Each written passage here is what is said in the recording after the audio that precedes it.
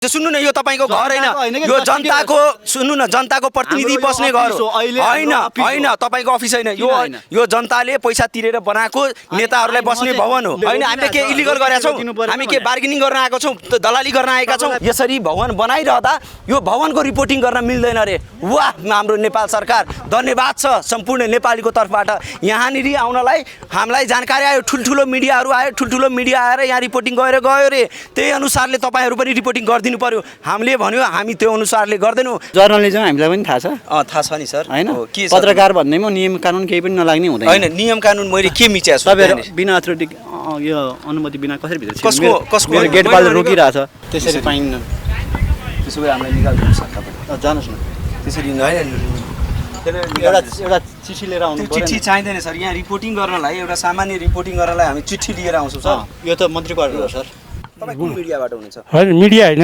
यहाँ हाम्रो हुनुहुन्छ कुन मिडियाबाट हुनुहुन्छ सर कुन मिडियाबाट हुनुहुन्छ सर यो हाम्रो अफिस आधिकारिक छ अफिस छ आधिकारिक मान्छे तपाई हुनुहुन्छ यहाँ रेकर्डिङ गर्नलाई तपाई को हुनुहुन्छ रेकर्ड गर्ने चाहियो यो जनताको पैसाले बनेको भवनमा आउनलाई हामीलाई किन अनुमति चाहियो त्यो एउटा जानकारी निर्माण पर्यो भने मैले आउँदैछु त भन्नु पर्यो जनताको पैसाले बनेको यो भवनमा हामी रिपोर्टिङ गर्न भनेको छु त मैले तपाईलाई अनि जनताको पैसाले बनेको भवनमा जनताको रिपोर्टर आउन मिल्ने कि नमिल्ने हामीले मन्त्री हो सुन्नुस् न सर तपाई हामीलाई सरकारी संरचना सबै जनता पैसाले हैन सर तपाई गरेर मात्रै हैन त्यो तपाईसँग तपाई आधिकारिक व्यक्ति हो यहाँको हो तपाईहरुलाई त्यो माइक क्यामेरा देखेपछि त्रास के कुराको हुन्छ सर अनुमति लिएर आउँदाखेरि चाहिँ बेटर अनुमति लिएर आउँदाखेरि बेटर भयो हामीलाई पनि सहजीकरण भयो भवन विभागबाट आयो भने हामी त कन्ट्र्याक्टर हो नि कि ठुलठुला मिडियाका पत्रकारहरू आए तर तपाईँ जस्तो गरेन तपाईँ जस्तो आवाज थिएन तपाईँले एकदमै भित्र छिर्ने खोज्नु भएको छ तर हामी भित्र छिर्न दिँदैनौँ ठुला मिडियाले जसरी गरे त्यसरी तपाईँहरू पनि गर्नुहोस् भनेर भनिरहेका थिए यद्यपि हामी भित्र बिल्डिङसम्म त जान सकिनौँ हाम्रो क्यामेराले भ्याएसम्म हामीले रेकर्ड गरेका छौँ आज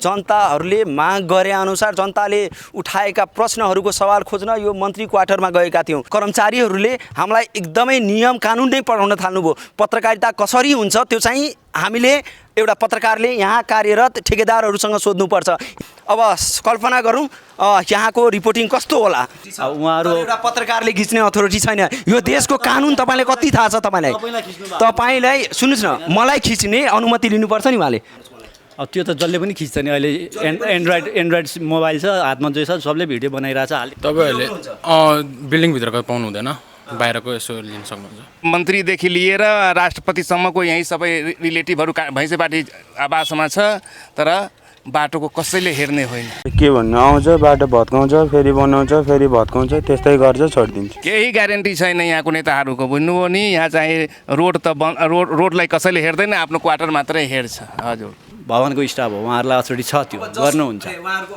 उहाँहरू एउटा पत्रकारले खिच्ने अथोरिटी छैन यो देशको कानुन तपाईँलाई कति थाहा छ तपाईँलाई सुन्नुहोस् न मलाई खिच्ने अनुमति लिनुपर्छ नि उहाँले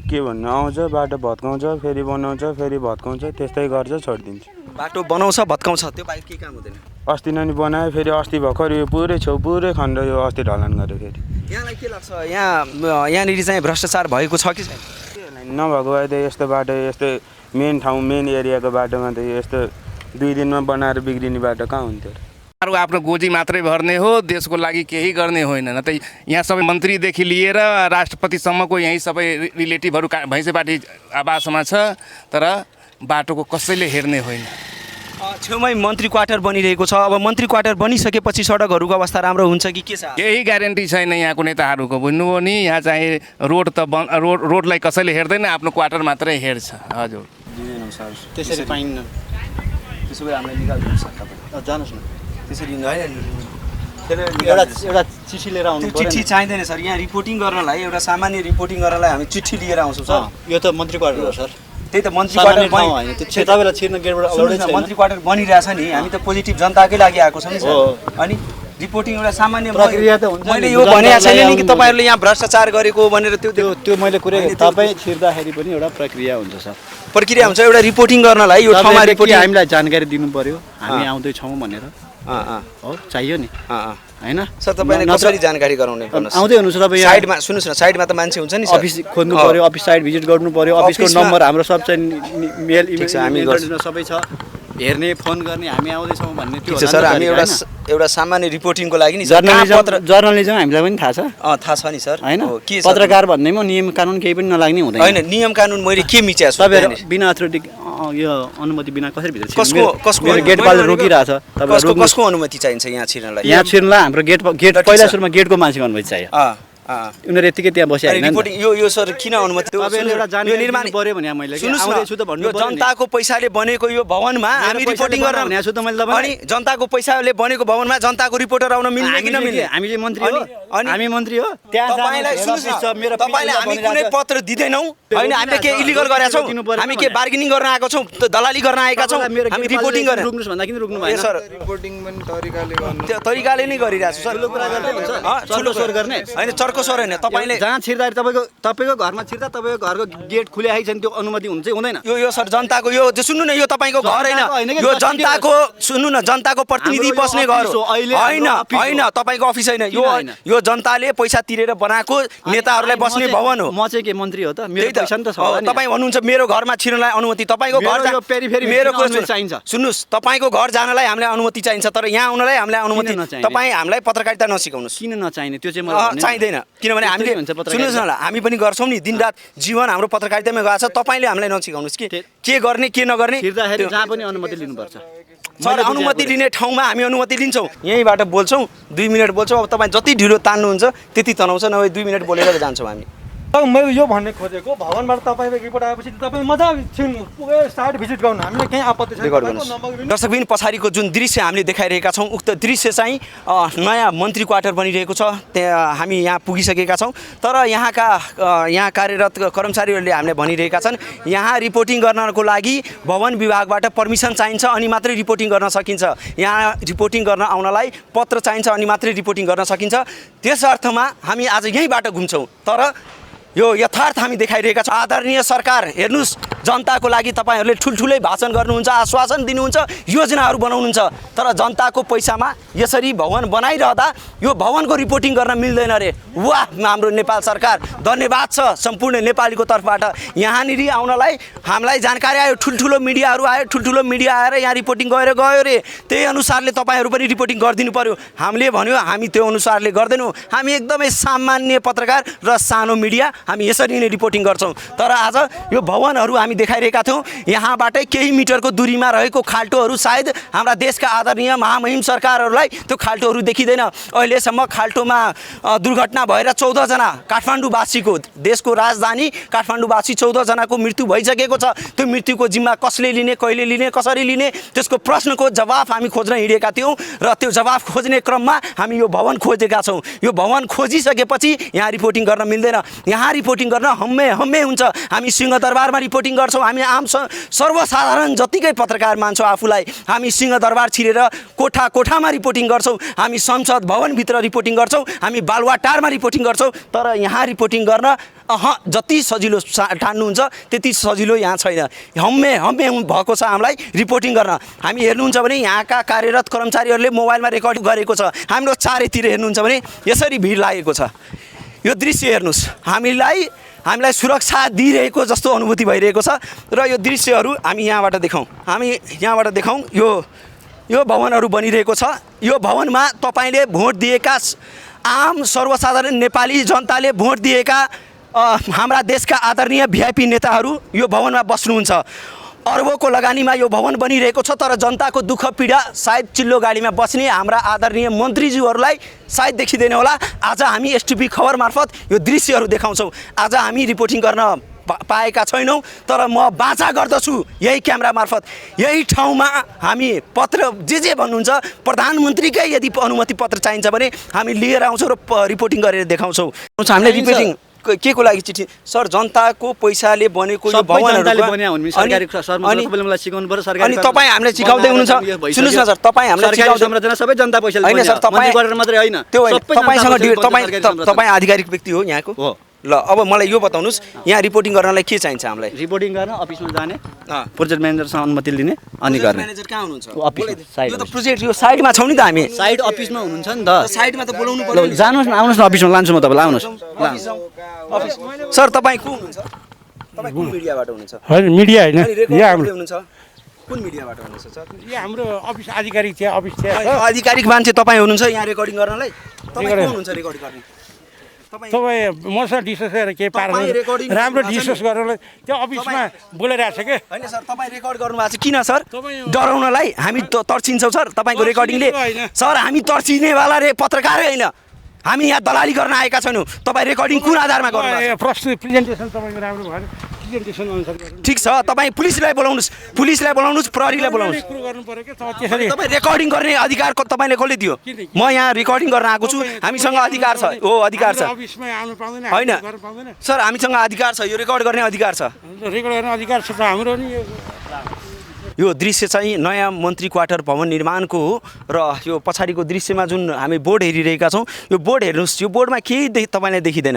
यो बोर्डमा के लेखिएको छ? यो कन्स्ट्रक्सन अफ फेडरल मिनिस्टर भनेर यति मात्रै जुन ब्लू कलरको अक्षरमा लेखिएको छ, त्यो अक्षर बाहेक जुन रातो कलरमा सरकारी नामहरू लेखेको छ नेपाल सरकारको, त्यो सबै मेटिएको छ। यो दृश्य यहाँ जुन साइड बनिरहेको छ, यो साइडमा लगाइएको दृश्य हो र हामी आज जनताहरूले माग गरे अनुसार जनताले उठाएका प्रश्नहरूको सवाल खोज्न यो मन्त्री क्वार्टरमा गएका थियौँ। यो मन्त्री क्वार्टरकै छेउछाउमा रहेको खाल्टोहरूमा दैनिकी दर्जनौँ मान्छेहरू सर्वसाधारण नेपाली जनताहरूको दुर्घटना हुन्छ, तर त्यो खाल्टोहरूमा सम्बन्धित नेताहरूको ध्यान जाँदैन। आज एसटिपी खबर मार्फत हामी त्यही रिपोर्टिङको लागि यहाँ आइपुगेका थियौँ, तर यहाँ कार्यरत कर्मचारीहरूले हामीलाई एकदमै नियम कानुन नै पढाउन थाल्नुभयो। पत्रकारिता कसरी हुन्छ त्यो चाहिँ हामीले एउटा पत्रकारले यहाँ कार्यरत ठेकेदारहरूसँग सोध्नुपर्छ।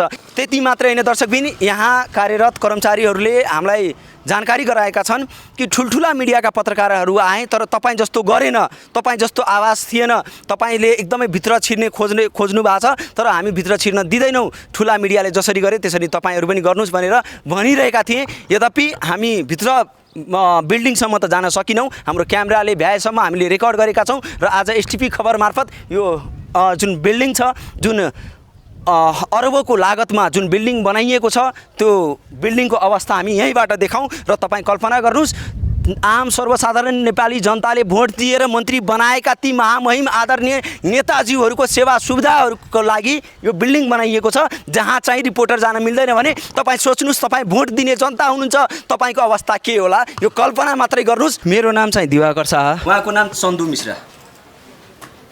चन्दु नागरिकताहरू पनि छोड्नु पऱ्यो सर? सर परेन। मोबाइल नम्बर पनि लेख्नुहुन्छ?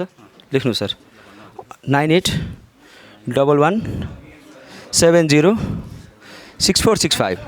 6465 उहाँ सरको उहाँको किन चाहियो सर? तपाईँको नम्बर र नाम बताउनुहोस्। तपाईँको मेरो नाम ईश्वर लामिछाने, कुन पदमा हुनुहुन्छ? म यहाँको साइड इन्चार्ज। तपाईँको मोबाइल नम्बर कति हो? 9844 50 12 93। नागरिकता कहाँबाट लिनुभएको छ? नुवाकोट जिल्ला।